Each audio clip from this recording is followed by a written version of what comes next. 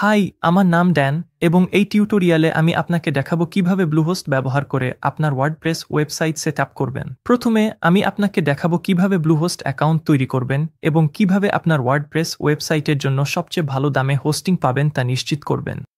এটা হয়ে গেলে আমরা আপনার ডোমেইন সেট আপ করব, তারপর ওয়ার্ডপ্রেস ইনস্টল করব। এরপর আমি আপনাকে দেখাবো কিভাবে শত শত পেশাদারভাবে ডিজাইন করা ওয়েবসাইট টেমপ্লেট ফ্রিতে পাবেন, যেগুলো পুরোপুরি কাস্টমাইজযোগ্য এবং মোবাইল ফ্রেন্ডলি।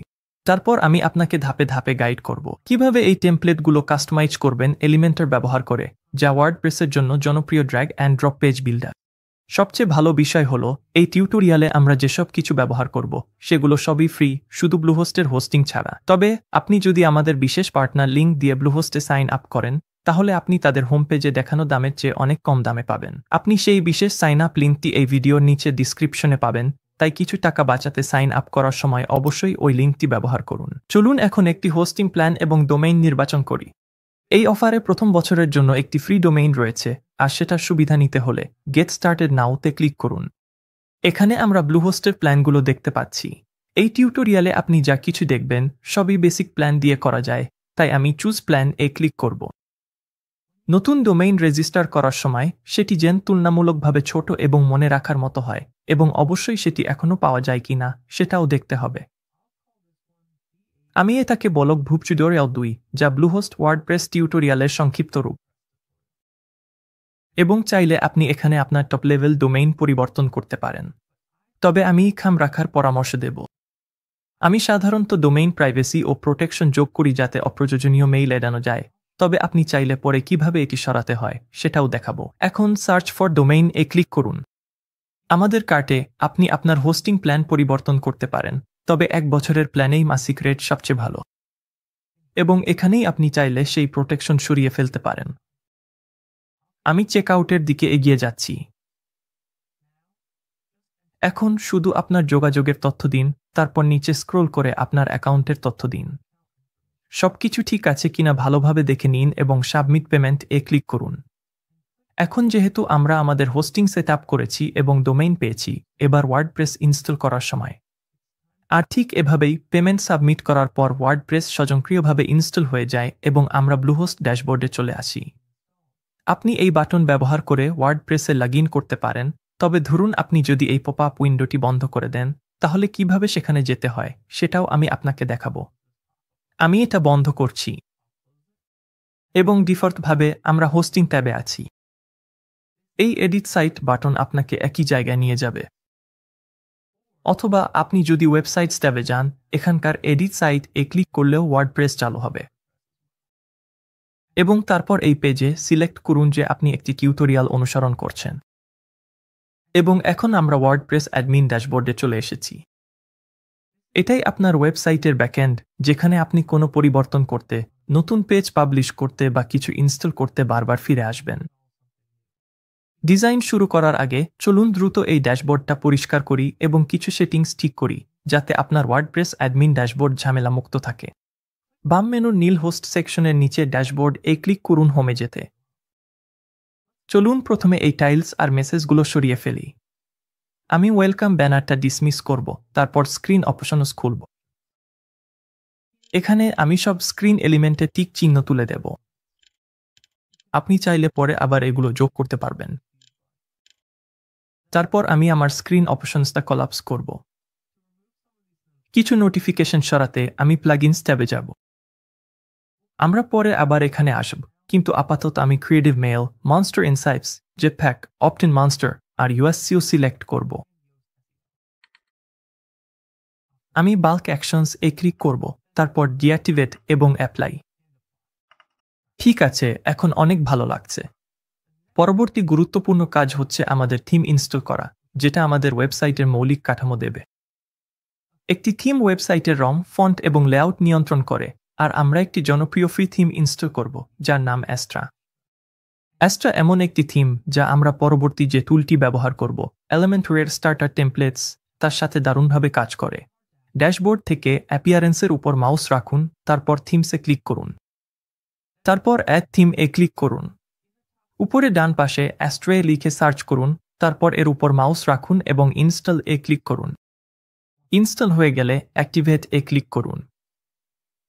এরপর আমি আপনাকে দেখাবো কিভাবে একটি প্লাগইন ব্যবহার করে শত শত ফ্রি ওয়েবসাইট টেমপ্লেট অ্যাক্সেস করতে পারবেন, যেগুলো পুরোপুরি কাস্টমাইজ করা যায়। একটি প্লাগইন আপনার ওয়েবসাইটের জন্য অ্যাপের মতো কাজ করে। এটি নতুন ফিচার যোগ করে, ঠিক যেমন আপনার ফোনে অ্যাপস যোগ করে। প্লাগইনস এ ক্লিক করুন। আমি এই উইন্ডোটা বন্ধ করে দিচ্ছি। তারপর অ্যাড প্লাগইনে যান। স্টার্টার টেমপ্লেটস লিখে প্লাগইন সার্চ করুন। এই প্লাগইনটি দেখলে ইনস্টল এ ক্লিক করতে পারেন। ইনস্টল হয়ে গেলে স্টার্টার টেমপ্লেটস ওপেন করতে অ্যাক্টিভেট এ ক্লিক করুন। এখানে build with templates A click করুন। যদি আপনি অপশনে এলিমেন্ট না দেখেন, তাহলে উপরের ডান পাশে কার্ডে দেওয়া ভিডিওটি দেখে নিন, সেখানে কিভাবে এটি ঠিক করবেন তা দেখানো আছে। এরপর আমাদের পেজ বিল্ডার হিসেবে এলিমেন্ট সিলেক্ট করুন।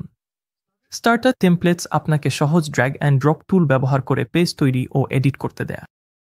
এটি আপনাকে অনেক রেডিমেড ডিজাইন থেকে বেছে নেওয়ার সুযোগ দেয়, আর আমরা একদম ফ্রি একটি ডিজাইন ব্যবহার করব। এখন চলুন আপনার ওয়েবসাইটের জন্য একটি টেমপ্লেট বেছে নেই। একটি টেমপ্লেট আপনাকে সম্পূর্ণ লেআউট দেয়, যেখানে পেজগুলো আগেই ডিজাইন করা থাকে। তাহলে থিম আর টেমপ্লেটের মধ্যে পার্থক্য কি? একটি থিম, যেমন অ্যাস্ট্রা, আপনার পুরো ওয়েবসাইটের সামগ্রিক চেহারা নিয়ন্ত্রণ করে, যেমন ফন্ট, রং এবং লেআউট। একটি টেমপ্লেট শুধু নির্দিষ্ট একটি পেজের লেআউট নিয়ন্ত্রণ করে, যেমন আপনার হোম পেজ বা অ্যাবাউট পেজ। আপনি চাইলে পরে যে কোনো কিছু পরিবর্তন করতে পারবেন, তবে ভালো একটি টেমপ্লেট বেছে নিলে আমাদের জন্য দারুণ একটি শুরু হয়। স্ক্রল করতে করতে আপনি কিছু টেমপ্লেট দেখবেন যেগুলো প্রিমিয়াম হিসেবে চিহ্নিত, আর আপনি যে কোনো একটিতে ক্লিক করলে তার প্রিভিউ দেখতে পারবেন। আপনি যদি নিশ্চিত না হন, তাহলে এই চেয়ে ক্লিক করে আগের পেজে ফিরে যেতে পারেন। আপনি চাইলে ক্যাটাগরি অনুযায়ী ব্রাউজ করতে পারেন, যদি সেটা আপনার জন্য সুবিধাজনক হয়। তবে এই টেমপ্লেটটা আমার নজরে পড়েছিল আগে, তাই আমি এটিই সিলেক্ট করব। আপনার যদি ইতিমধ্যে সাইটের লোগো থাকে, তাহলে এখানে আপলোড করতে পারেন, তবে আপনার লোগো না থাকলে পরে কিভাবে করতে হয় সেটাও আমি দেখাবো। এবং এখান থেকে আপনি ফন্ট পেয়ার ও কালার প্যালেটও বেছে নিতে পারেন। আপনি যখন প্রস্তুত, তখন কন্টিনিউতে ক্লিক করুন। ফিচার সিলেক্ট করার বদলে আমি স্কিপ দিস স্টেপে ক্লিক করব এবং এখান থেকে স্কিপ করে এগিয়ে যাব। সবশেষে নিশ্চিত হয়ে নিন যে আপনি বুঝেছেন, তারপর সাবমিট অ্যান্ড বিল্ড মাই ওয়েবসাইটে ক্লিক করুন। আপনার ওয়েবসাইট তৈরি হতে কয়েক মিনিট সময় লাগতে পারে। একবার শেষ হলে এখানে ক্লিক করে আপনার ওয়েবসাইটে যান। আপনার টেমপ্লেট ইনস্টল হয়ে গেলে এবং সাইট তৈরি হলে আপনি ঘুরে দেখতে ও নেভিগেট করতে পারেন। তবে এখন সময় এসেছে এলিমেন্টর পেজ বিল্ডার ব্যবহার করে ওয়েবসাইটের কন্টেন্ট পরিবর্তন করার। এলিমেন্টর হলো একটি ড্র্যাগ অ্যান্ড ড্রপ বিল্ডার। এর মানে হলো আপনি কোনো কিছুতে, যেমন টেক্সট বা ছবি, ক্লিক করে সরাসরি স্ক্রিনেই সেটি পরিবর্তন করতে পারবেন। আপনি এই ট্যাবটি বন্ধ করতে পারেন এবং ওয়ার্ডপ্রেস অ্যাডমিন বারে এডিট উইথ এলিমেন্টরে ক্লিক করুন। আমি আপনাকে এলিমেন্টর ব্যবহার করে প্রতিটি ধাপ দেখাবো, যাতে আপনি যে কোনো সময় আপনার সাইট এডিট করতে আত্মবিশ্বাসী বোধ করেন। প্রতিটি পেজ কন্টেইনারে ভাগ করা থাকে। যদি আমরা এই সেকশনগুলোর উপর মাউস রাখি, তাহলে আমরা এগুলোকে ম্যাজেন্টা রঙে চিহ্নিত দেখতে পাবো। এবং এখানে আমাদের কাছে কন্টেইনার হ্যান্ডেলও আছে। এই স্ট্রাকচার প্যানেলটি আমাদের পেজের কন্টেইনারগুলো দ্রুত সিলেক্ট করতে সাহায্য করে। আর যদি আপনি কন্টেইনারের ভিজিবিলিটি টগল করেন, তাহলে সেগুলো চিহ্নিত করতে সুবিধা হবে। আমি এখন স্ট্রাকচার প্যানেলটি লুকিয়ে রাখব, ম্যাক কিবোর্ডে কমান্ডে অথবা উইন্ডোজ কিবোর্ডে কন্ট্রোলে ব্যবহার করে। এখন আমি একটু নিচে স্ক্রল করি এবং নতুন কন্টেইনার যোগ করতে হলে কোনো একটি বিদ্যমান কন্টেইনারের উপর মাউস রাখুন এবং এই প্লাস আইকনে ক্লিক করুন। এতে আপনাকে নতুন কন্টেন্ট যোগ করার অপশন দেখাবে। কোনো কন্টেইনার সরাতে হলে বিদ্যমান কন্টেইনারের উপর মাউস রাখুন যতক্ষণ না কন্টেইনার হ্যান্ডেল দেখা যায়। তারপর সেটিকে ধরে পেজে নতুন অবস্থানে ড্র্যাগ করুন। কোনো কন্টেইনার মুছে ফেলতে চাইলে শুধু ক্লিক করুন। কন্টেইনারগুলোতে থাকে সেই উপাদানগুলো যেগুলো পেজের কন্টেন্ট তৈরি করে, যেমন শিরোনাম, টেক্সট, বাটন এবং ছবি। আমি যদি আবার কমান্ডটি ব্যবহার করে আমার স্ট্রাকচার প্যানেল খুলে নেই, তাহলে এখানে কন্টেইনারের ভেতরে থাকা উপাদানগুলো দেখতে পাবো। চলুন দেখি কিভাবে এই উপাদানগুলো এডিট করা যায়। ওই টেক্সটটি এডিট করতে চাইলে শুধু পেজের যে কোনো টেক্সট সিলেক্ট করুন এবং সহজেই টেক্সট পরিবর্তন করুন। আমরা চাইলে এখানে বাম পাশ থেকেও টেক্সট এডিট করতে পারি। যখন আমরা স্টাইলে ক্লিক করি এবং তারপর এডিট থিপোগ্রাফিতে ক্লিক করি, তখন আমরা এই টেক্সট উপাদানের স্টাইল এডিট করতে পারি এবং বিভিন্ন সেটিংসের উপর অনেক নিয়ন্ত্রণ পাই। এই একইভাবে আমাদের বাটনগুলোর ক্ষেত্রেও কাজ করে। এই বাটনে ক্লিক করুন এবং আপনি এখানে বাম পাশে পরিবর্তন করতে পারবেন। আমি টেক্সটটি পরিবর্তন করে লিখে দিচ্ছি ভিউ ডেস্টিনেশনস, এবং অবশ্যই আপনি আপনার বাটনের স্টাইলও পরিবর্তন করতে পারেন। আমি এখানে আমার বাটনের ফন্টের রং পরিবর্তন করছি। কোনো ছবি পরিবর্তন করতে চাইলে ছবিতে ক্লিক করুন, তারপর বাম পাশে চুজ ইমেজে ক্লিক করুন এবং এখানে আপনার নতুন ছবি আপলোড করুন। আমি একটি নতুন ফাইল সিলেক্ট করব, আর আপলোড শেষ হলে আবার সিলেক্ট করব। বাম পাশে স্টাইল ট্যাবে আপনি ছবির অবস্থান ও অ্যালাইনমেন্ট পরিবর্তনের জন্য অনেক অপশন পাবেন। আমাদের ওয়েবসাইটের অন্য পেজে পরিবর্তন আনতে চাইলে উপরের বারে পেজ ড্রপডাউনে ক্লিক করুন এবং অন্য কোনো পেজ সিলেক্ট করুন। নতুন পেজে গেলে আমরা ঠিক একইভাবে এলিমেন্টগুলো এডিট করতে পারি। ওয়েবসাইটে সম্পূর্ণ নতুন একটি পেজ যোগ করতে চাইলে নতুন ট্যাব খুলে আপনার ডোমেইন টাইপ করুন। আপনি যখন আপনার ওয়ার্ডপ্রেস অ্যাকাউন্টে লগ ইন করবেন, তখন উপরে অ্যাডমিন বার দেখতে পাবেন। ওয়ার্ডপ্রেস অ্যাডমিন বারে নিউতে ক্লিক করুন, তারপর পেজে ক্লিক করুন। এখানে আমরা আমাদের পেজের নাম পরিবর্তন করতে পারি, তারপর পাবলিশে ক্লিক করুন। যদি আমরা আমাদের পেজ দেখি, এখনও এটা একদম সাদামাটা।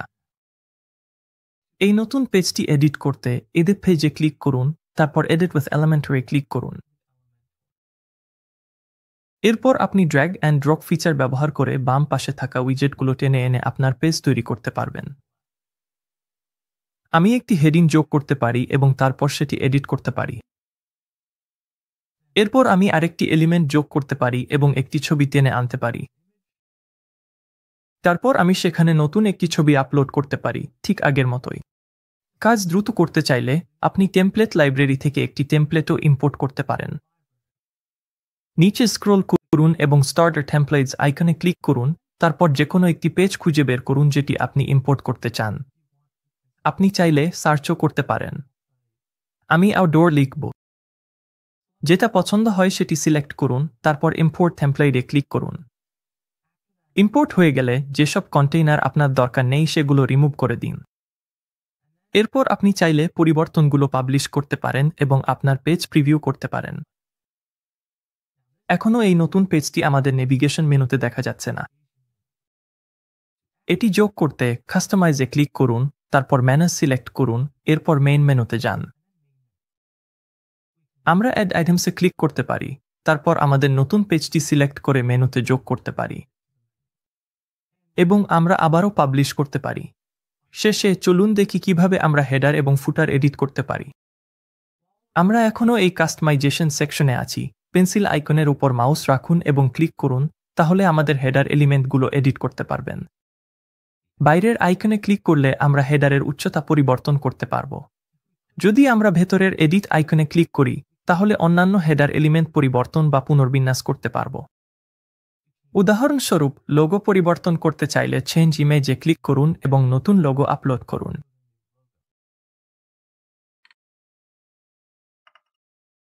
আপনার ওয়েবসাইটের ফুটারও একইভাবে কাজ করে।